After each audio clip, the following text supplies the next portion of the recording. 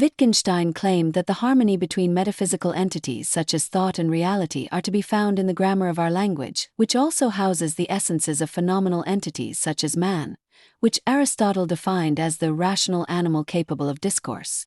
The legend of Icarus in ancient Greek mythology is, of course, a cautionary tale testifying to the consequences of the failure of rationality.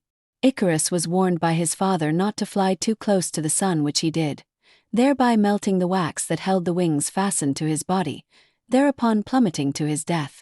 This of course cannot be a realistic phenomenal tale simply because we now know that such constructed wings and wax do not have the energy to lift us high in the sky.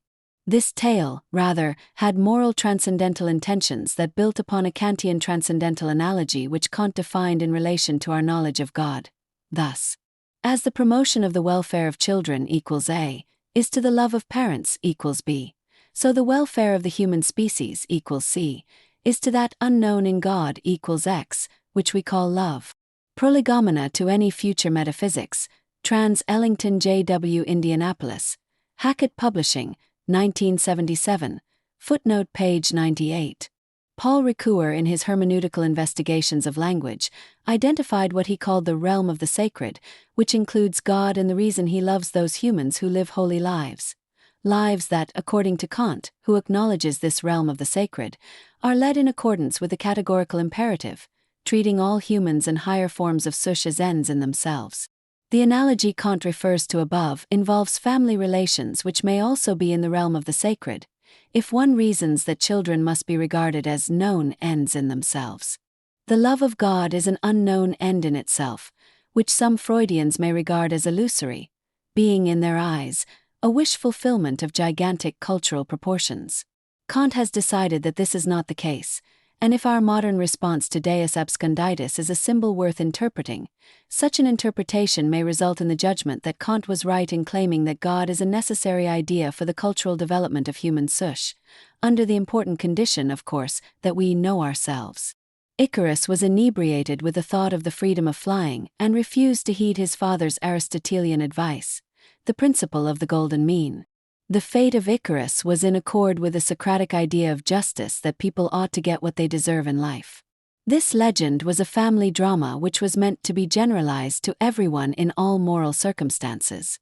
Ricoeur's investigations of the realm of the sacred was conducted mostly as part of his research into the symbolism of evil, where he began by investigating the evil men confessed to.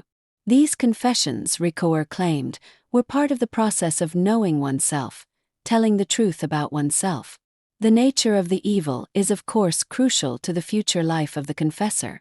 Certain crimes such as murder for Socrates would result in a virtuous man being unable to live with what he had done, because it is now true that he is a murderer and it is impossible to live with a murderer.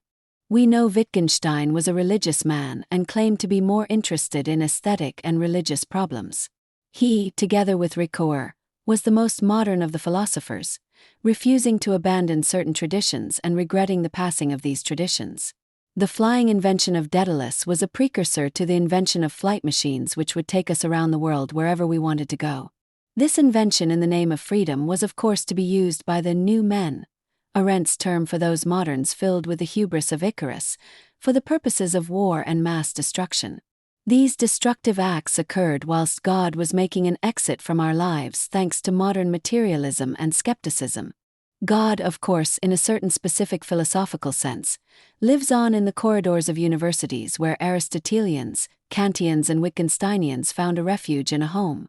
God lives on also in the pages of the writings of these philosophers, as long as we moderns can summon the energy to continue reading for the purposes of acquiring knowledge.